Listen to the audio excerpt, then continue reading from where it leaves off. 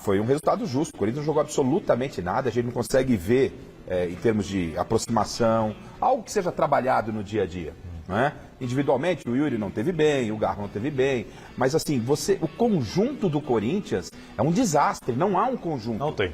Não há um conjunto. E o Corinthians teve um tempo suficiente quando foi eliminado de forma precoce no Campeonato Paulista. A gente não vê uma evolução dentro do Corinthians. Contra o São Paulo... Tudo atrapalhado. Não dá contra o São Paulo, Salazar, todo mundo sabe muito dentro do que é o Corinthians, a raça corintiana, os jogadores se entregaram, a atmosfera da arena que foi criada, mas aí vai para um jogo jogado com o Internacional, que não é a sua força máxima. O Inter estava sem seus principais jogadores, sem o Beira-Rio, e o Corinthians não jogou absolutamente nada, 1-0 foi pouco, e algo tem que acontecer.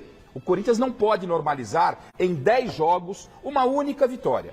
Sim. Aí o pessoal fica chamando, Garrafa, anti-corintiano. Você, corintiano, vou te perguntar, você está satisfeito com o Corinthians? Você não está preocupado com o rebaixamento? Em 10 jogos, uma vitória não é muito pouco. Algo precisa acontecer. O Carille com 4 derrotas estava balançado, Salazar. Por que o Antônio Oliveira não está balançando? Mas ele está balançando. O Antônio Oliveira está balançando. A diretoria do Corinthians, ela está consultando o mercado. Ela não quer mandar o técnico embora sem ter alguém na manga, para você não ficar com uma lacuna muito grande sem técnico, ainda mais que temos um derby pela frente. Então a diretoria do Corinthians, ela está assim, observando o mercado para ver se tem alguma opção viável, porque se continuar desse jeito, o Antônio vai acabar sobrando para o Antônio Oliveira, como sobrou inclusive para o Danilo lá no Sub-20 hoje. Vai ficar com a multa, né? Vai ter que ficar com a multa, mais uma, enfim, tem a do Mano Menezes, agora talvez tenha a do Antônio Oliveira. A situação do Antônio Oliveira é essa, ele não vai cair essa semana, domingo o Corinthians pega o Atlético Paranaense fora de casa e se for derrotado novamente, aí a informação que eu tenho é que não dá para garantir que ele continua, só que o que eu sei a diretoria quer analisar o mercado antes de pensar em alguma demissão. Do jeito que está, Michele, do jeito que está, se não mudar nada... Segunda-feira, meio-dia, tem nota do Corinthians falando que não tem mais técnico. Gente, a questão o jogo foi muito ruim, primeiro tempo terrível, o Garro com muita dificuldade de jogar ao lado do Coronado, nessa tentativa de dobradinha ali, o Yuri Alberto correndo que nem um maluco, se dedicando, mas nenhuma bola que chega decentemente, ele fica o tempo todo correndo atrás da bola. Que não é o papel dele, ele quer ajudar. Não é o papel dele. E aí ele que começa a ser criticado. Exatamente, aí sobra pra conta dele. O único ponto positivo pra mim, Matheus Donelli, garoto, super jovem, 22 anos, que se não fosse ele, seria pior do que esse 1-0 aí. Essa perspectiva, a gente não vê uma evolução em termos técnicos e táticos. Eu não consigo... Quando às vezes eu vejo o Carille no Santos, a gente sentiu uma melhora ali. O Zubeldia perdeu ali ontem, mas a gente vê que ele fez algumas coisas. Agora, do Antônio Oliveira, eu não sei o que é o estilo A gente não entende, dele. não existe um padrão. Aquilo que a gente fala do jogo automático, da padronização. O Carille, inclusive, sofreu no Corinthians muitas críticas quando ele até vencia. Defendia muito. Mas pelo menos você tinha um padrão. Você enxergava um padrão e uma certa organização. Você podia falar, é feio, é chato, putz, como joga mal. Tipo o Fernando Diniz, vai todo mundo pra frente. Mas você enxerga um padrão, por isso você não enxerga. É um time extremamente vulnerável atrás, que tem uma enorme dificuldade de criar na frente e você não vê os movimentos coordenados. Essa a grande questão e crítica, mas eu quero deixar claro aqui, entre compromisso da diretoria, responsabilidade da diretoria com reformulação de elenco, jogadores e técnico, nessa linha, nessa ordem, para mim, o Antônio Oliveira, apesar de estar devendo muito, está em terceiro. Você acha que é menos culpado? Ele tem culpa, mas eu menos culpado do que é aí que eu ia. O Salazar, ele finalizou como eu ia começar o meu comentário, porque canalizar tudo pro Tonhão nesse momento é um grande equívoco, Então, Michel. aonde que Porque tá? quando você olha o banco de reservas do Corinthians ontem, o material humano que ele tem no banco de reservas, só são garotos. Me responde aí, qual foi o jogador, e o Corinthians gastou muita grana, qual foi o jogador que chegou e resolveu? Qual foi a grande contratação de impacto? Qual foi o tal do choque? Lá da Arábia, lá? Não, qual que está resolvendo? Nenhum, Michele. Mas ele não está resolvendo. Michele, o Corinthians perdeu as suas referências, o Corinthians liberou o Cássio de graça para o Cruzeiro, ele reforçou o rival e ainda ficou com uma dívida de 10 milhões. Ou seja, tudo isso reflete dentro de campo. Eu vou falar uma coisa para você, corroborando o que você está comentando, que é uma apuração, inclusive lá do Yuri Medeiros, tá? Conversando com pessoas de dentro do clube, inclusive da comissão técnica. Eles nunca vão falar isso em microfone. Mas essa comissão técnica, ela não fez parte da reformulação. De quem vai sair lá do ano passado e de quem vai ser contratado. O que a gente tem de informação é que há uma insatisfação muito grande que eles nunca vão falar no microfone.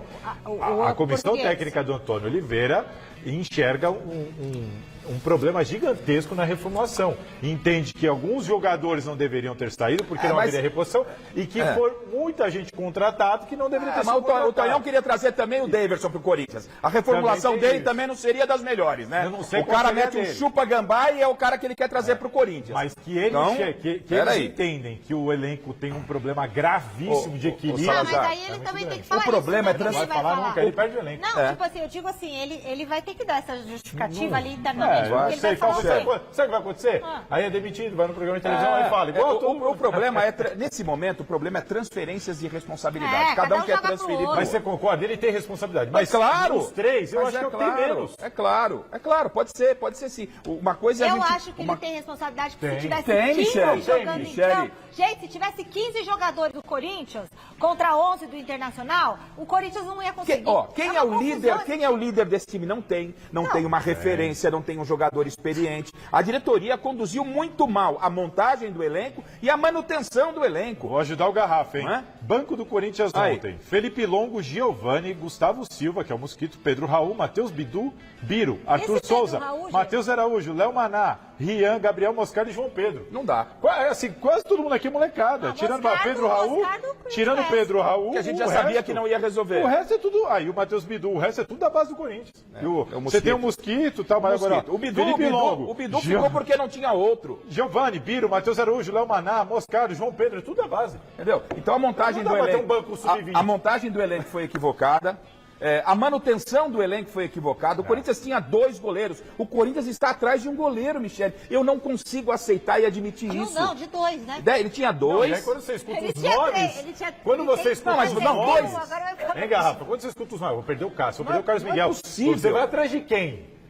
Sei lá, vai trazer o... Não, mas eu penso o seguinte, o pior, tem que ir atrás de um baita de um goleiro. Traz o Bento, vou lá no Atlético Paranaense e vou trazer o Bento. Não dá, eu me recuso. Vou trazer o reserva do Fortaleza. Eu me recuso a discutir contratação de goleiro no Corinthians. Não dá pra discutir contratação de goleiro. Reserva do Fortaleza. Não, o Fortaleza já brecou, o Fortaleza já falou que nem negocia.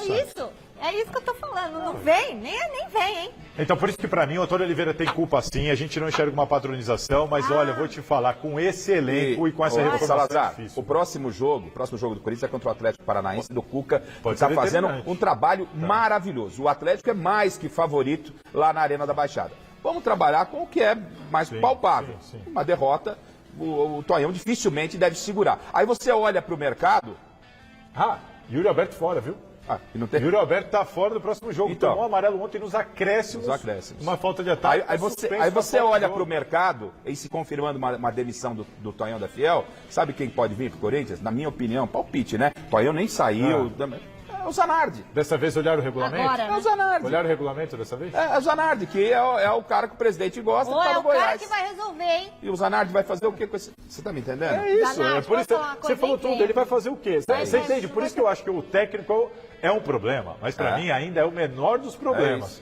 Com esse elenco e com essa reformação que foi feita, meu amigo, quem vier vai ter muita dificuldade. Com essa ajuda que a diretoria tem dado ultimamente, não vai... E no ano que o Corinthians caiu, nessa 10ª rodada, o Corinthians tinha 16 pontos. Eu falei isso outro dia aqui. Pegando esse recorte dos 10 primeiros jogos, é a menor pontuação desde o início dos pontos corridos. Da vida do Os pontos corridos começaram em 2003. Gente, então vai cair. De lá pra cá, nunca o Corinthians fez tão pouco ponto nas 10 primeiras rodadas. Gente, o Corinthians tem 2 jogos a mais que o Criciúma e 2 pontos a menos que o Criciúma. Eu trabalhei ontem. Não o Palmeiras e o Flamengo, é o Criciúma. O Corinthians tem 2 jogos a mais e 2 pontos a menos que o Criciúma. Eu acho que justamente quem está atento a essa situação, talvez a diretoria não esteja, eu não sei, é a torcida organizada do Corinthians, porque o clima esquentou.